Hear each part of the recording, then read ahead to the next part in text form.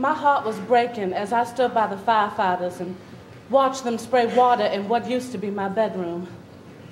I didn't remember turning the grease off. I called Pastor Tucker's from a neighbor's house and asked him if he wouldn't mind coming by.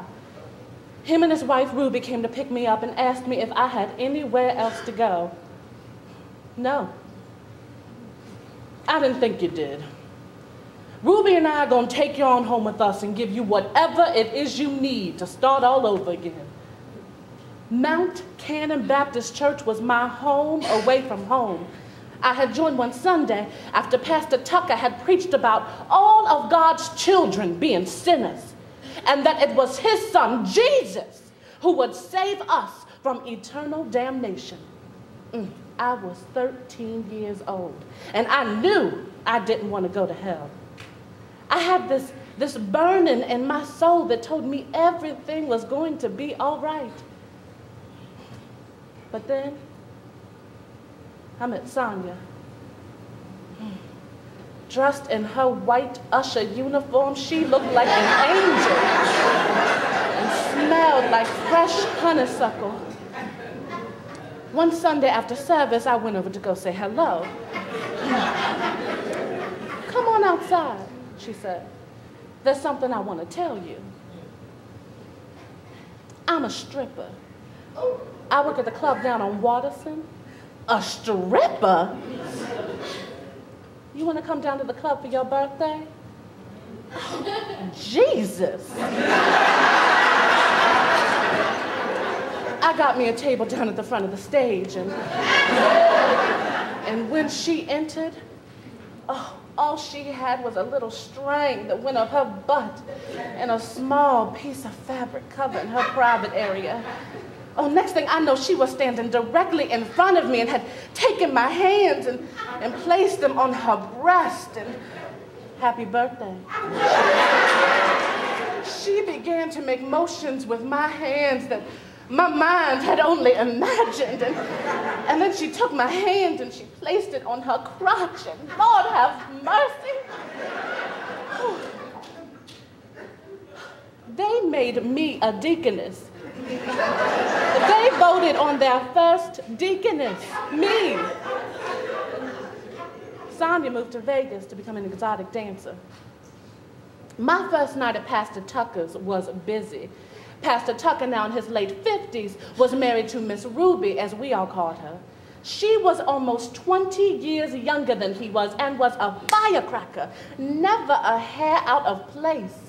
And one day she says to me, sounds like you're coming down with a bit of a cold. And before I knew it, she had disappeared into the kitchen and reemerged with a hot toddy in one hand and a box of Vibrant in the other. I drank the toddy, but not long after the first sip, I was ready for bed. Over in the night, I was awakened by this lack of air. The room was so dark that I couldn't see a thing in front of me. And my mind was still in such a fog from the toddy that I had to fight for my bearings. And the more I struggled, I realized that there was someone sitting on top of me, kissing my face and my neck. And I managed to free my hand from beneath what now felt like a woman's body. She ripped open my pajama shirt, began to taste my breast, and Lord Jesus. I freed my hands, and with the palms of my hands, I began to caress the curves in her hips and thighs, and just then, my body went limp, and I was asleep again. Now, this happened 3 nights in a row, and I refused to believe this was a dream. I definitely knew it was time to talk this over with Pastor. Pastor, I've been having these weird dreams here lately where it's like someone is taking advantage of my body, and she's kissing my face and my neck, and a wet dream. Women have those too, you know. It wasn't quite like that. It's like a woman's body is pressed against mine, and she's kissing my breast and my neck, and what are you doing in these dreams? Well, I mean, I'm not doing anything.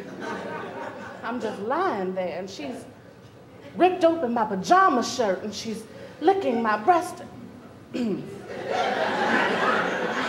Look, I have half a mind to tell you that you are wrong for thinking the way that you do, and that you are going to hell. But from what I've heard and know of many of the people in our church, you would have plenty of company when you get there. Thank you, Pastor. Reassured that the feelings I was having were okay, I returned home. I was exhausted and still had a bit of a cough, so I asked Miss Ruby if she wouldn't mind fixing me one last hot toddy. She obliged, and I returned to my room. And about 2 hours into my sleep, I was awakened by this thud on my chest.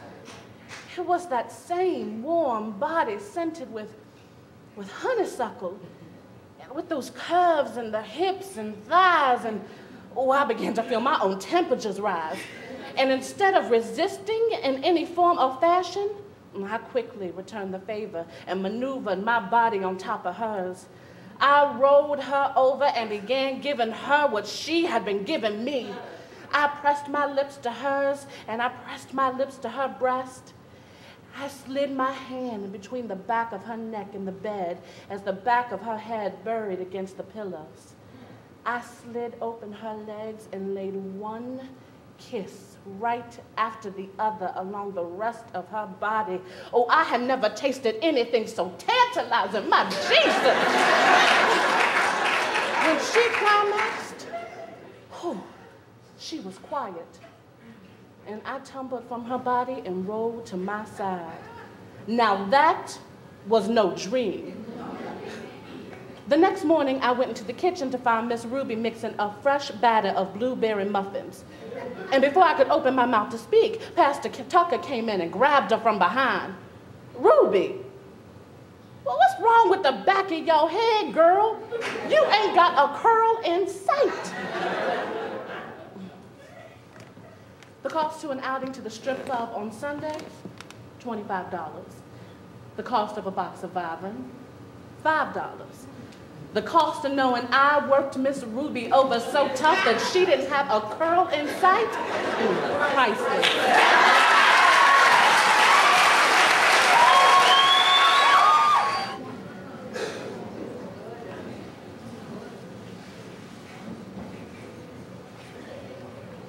It happened at a time where there was no such thing as sex offenders, just simply dirty old men who had their way with little girls. No one dared defend her because it was a secret.